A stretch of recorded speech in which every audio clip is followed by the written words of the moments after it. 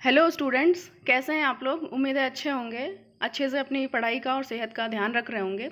तो आज का वीडियो स्टार्ट करने से पहले अगर आप चैनल पे नए हैं तो प्लीज़ लाइक करें, शेयर करें एंड सब्सक्राइब करें। और अगर आप व्हाट्सएप ग्रुप या फिर टेलीग्राम से जुड़ना चाहते हैं तो ऊपर आई बटन में जाके वहाँ से आप जुड़ सकते हैं। और अगर वेबसाइट पे जाना चाहते हैं तो वहाँ पे जाके आप एक फ्री टेस्ट है जो हमने लॉन्च किया है अभी, वहाँ पे आप जाके दे सकते हैं। और आगे आने वाले टाइम में भी हम टेस्ट लॉन्च करने वाले हैं।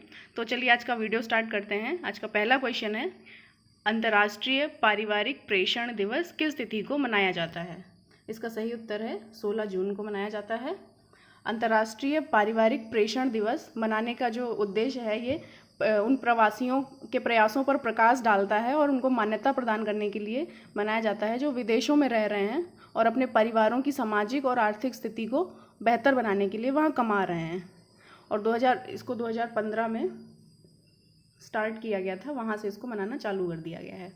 अगले प्रश्न पे चलते हैं। मर्त्यपुरा रे जमराज, ये इसका नाम है, मर्त्यपुरा रे जमराज, जिसे कोविड-19 इंटरनेशनल फिल्म फेस्टिवल 2020 ये कैटेगरी है फिल्म की में एक विशेष जूरी पुरस्कार जीता है। यह किस भाषा में बनी लघु फिल्म है। इसका सही उत्तर है ओडिया। यह फिल्म ओडिया में बनी है। इसके तहत ओडिशा के एक गांव के समूह द्वारा निर्मित यह लघु फिल्म है। इसका नाम मर्त्यपुरा रे जमराज है, जो कोविड-19 अंतर्राष्ट्रीय फिल्म समारोह 2020 में एक विशेष जूरी पुरस्कार इसको मिला है। यह फिल्म ग्रामीण क्षेत्रों में कोरोना वायरस के प्रसार को रोकने के लिए निवारक उपायों के बारे में जागरूकता फैलाना चाहती है। फिल्म संदेश देने के लिए हास्य शैली का इसमें उपयोग किया गया है। अगले प्रश्न पे चलते हैं। विश्व बुजुर्ग दुरुपयोग जागरूकता दिवस किस तिथि को मनाया जाता है। इसका सही उत्तर है 15 जून को मनाया जाता है। इसके तहत विश्व बुजुर्ग दुरुपयोग दिवस जागरूकता दिवस 2020 का विषय जो था ये था लिफ्टिंग अप वॉइसेस। इसके तहत विश्व बुजुर्ग दुरुपयोग जागरूकता दिवस प्रतिवर्ष 15 जून को मनाया जाता है। इसका उद्देश्य दुनिया भर में वृद्ध व्यक्तियों की भलाई को प्रोत्साहित करना, यानी उनको जब वो एक वक्त के बाद काम करने लायक नहीं रह जाते हैं तो परिवार के लोग लगभग हर जगह पे उनको बोझ समझा जाता है, तो उस चीज़ को मिनिमाइज़ करने के लिए और उनकी स्वास्थ्य की देखभाल पर अधिक ध्यान देने के लिए इसको मनाया जाता है।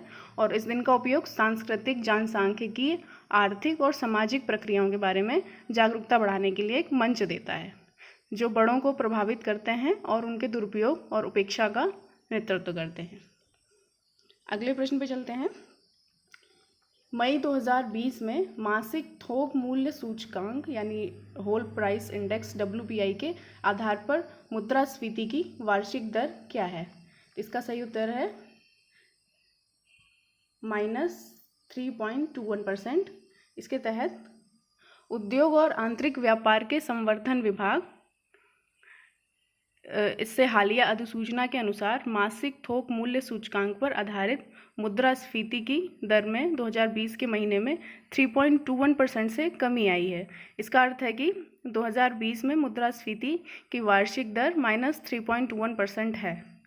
और सरकार ने अप्रैल में थोक मूल्य सूचकांक डाटा को देशव्यापी लॉकडाउन के कारण जारी करने के लिए निलंबित कर दिया है।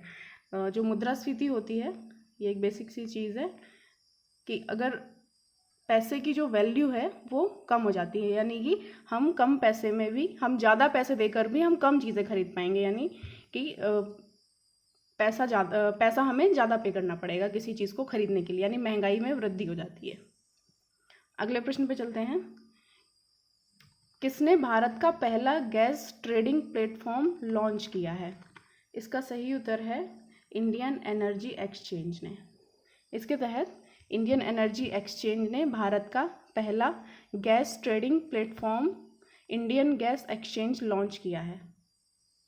इंडियन गैस एक्सचेंज लॉन्च किया है जो ऑनलाइन डिलीवरी पर आधारित है। केंद्रीय पेट्रोलियम और प्राकृतिक गैस और इस्पात मंत्री श्री धर्मेंद्र प्रधान, कौन है ये, केंद्रीय पेट्रोलियम मंत्री और इस्पात मंत्री, पेट्रोलियम मिनिस्टर और इस्पात मंत्री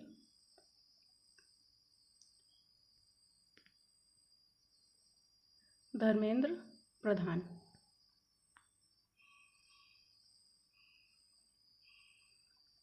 इन्होंने इंडियन गैस एक्सचेंज का शुभारंभ किया है और IGX प्राकृतिक गैस के वितरण में मदद करेगा।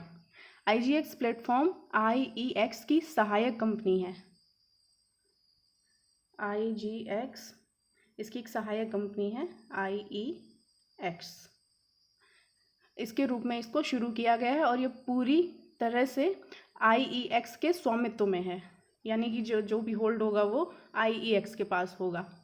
और IGX पूरी तरह से स्वचालित और एक सहज व्यापार अनुभव प्रदान करेगी। अगले प्रश्न पे चलते हैं। किस संगठन ने ई गवर्नेंस को बेहतर बनाने के लिए अपने 500 से अधिक कार्यालयों में ई ऑफिस एप्लीकेशन लॉन्च किया है? ई ऑफिस एप्लीकेशन ये ऐप है। इसका सही उत्तर है केंद्रीय अप्रत्यक्ष और सीमा शुल्क बोर्ड यानी CBIC। इसके तहत केंद्रीय प्रत्यक्ष कर और सीमा शुल्क बोर्ड ने 500 से अधिक GST और सीमा शुल्क कार्यालयों में ई ऑफिस एप्लीकेशन लॉन्च किया है। इस एप्लीकेशन को राष्ट्रीय सूचना विज्ञान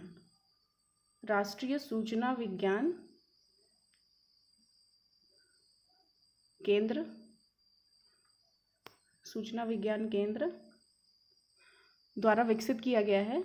यह उन फाइलों को संभालने की आंतरिक प्रक्रियाओं को स्वचालन को सक्षम करेगा जो मैनुअल रूप से नियंत्रित की गई हैं, यानी इनको ई प्लेटफॉर्म पे हम डाल रहे हैं और ई गवर्नेंस को बेहतर बनाने में ये मदद करेगा। 50,000 से अधिक अधिकारी और कर्मचारी इस एप्लीकेशन का उपयोग कर रहे हैं। 50,000 से अधिक के अधिकारी। अगले प्रश्न पे चलते हैं। हाल ही में संतोष झा को किस देश में भारत का अगला राजदूत नियुक्त किया गया है? तो इसका सही उत्तर है बेल्जियम। इनको बेल्जियम का राजदूत बनाया गया है।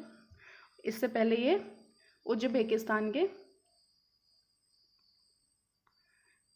भारत के राजदूत थे उज्बेकिस्तान में, अब ये बेल्जियम के हैं। बेल्जियम के बारे में जान लेते हैं कुछ। बेल्जियम एक यूरोपियन कंट्री है और इसकी राजधानी है ब्रुसेल्स इसकी राजधानी है। यहाँ की मुद्रा है यूरो। जो सुशांत की मूवी थी PK, उसमें शायद इस चीज़ को दिखाया गया है कि जब वो अनुष्का शर्मा और सुशांत दोनों आपस में कुछ बहस करते हैं तो वो मूवी देखने के लिए उससे कुछ यूरो की डिमांड करता है, तो यहाँ से आप याद रख सकते हैं। और प्रधानमंत्री हैं यहाँ के, प्रधानमंत्री हैं सोफी विल्मेस। और जो यहाँ का नेशनल प्ले है फुटबॉल, वो है फुटबॉल। अगले प्रश्न पे चलते हैं। किस भुगतान बैंक ने MSMEs के कार्यबल के लिए सुरक्षा वेतन खाता शुरू किया है? इसका सही उत्तर है एयरटेल पेमेंट बैंक। इसके तहत भारत के अग्रणी भुगतान बैंक एयरटेल पेमेंट बैंक ने हाल ही में सूक्ष्म और लघु और मध्यम उद्यमों के लिए, यानी जो MSMEs होते हैं, इनके लिए एक वेतन खाता शुरू किया है। और जो नए लोग इससे जुड़ेंगे, ये वेतन खाता फिलहाल उन लोगों के लिए है। इसमें सुरक्षा वेतन खाते के रूप में इसको नामित किया गया है। इसका जो नाम है सुरक्षा वेतन खाता अकाउंट। यह MSMEs और अन्य संगठनों को कैशलेस भुगतान करने में सक्षम होगा। यह हॉस्पिकैश बीमा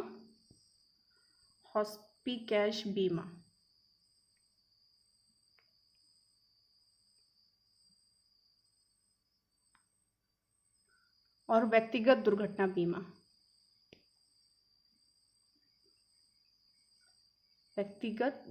बीमा कवर प्रदान करेगा। इनको ये ऐसा कवर प्रदान करेगा। और अब तक यह केवल नए ग्राहकों के लिए है और इसको बाद में जो अन्य खाता धारक हैं यहाँ पे, जिनका अन्य लोगों का अकाउंट है, उनके लिए भी ये प्रोग्राम शुरू कर दिया जाएगा। अगले प्रश्न पे चलते हैं। हाल ही में असम की राज्य सरकार द्वारा खेल रत्न के लिए किसे नामित किया गया है? तो इन्होंने किया है हिमा दास को, जो एक एथलीट है एथलेटिक्स। इसके तहत खेल रत्न इस हिमा दास को किया गया है, और ये 2020 में सबसे कम उम्र की नॉमिनी है। इनकी सबसे कम एज है, यंगेस्ट है ये। और असम के बारे में जानते हैं कि यहाँ की राजधानी है दिसपुर। और जो यहाँ के मुख्यमंत्री हैं, ये इम्पोर्टेंट हैं, इनका नाम है सर्बानंद सोनोवाल। और यहाँ के जो राज्यपाल हैं, ये मुख्यमंत्री हैं, राज्यपाल हैं जगदीश मुखी।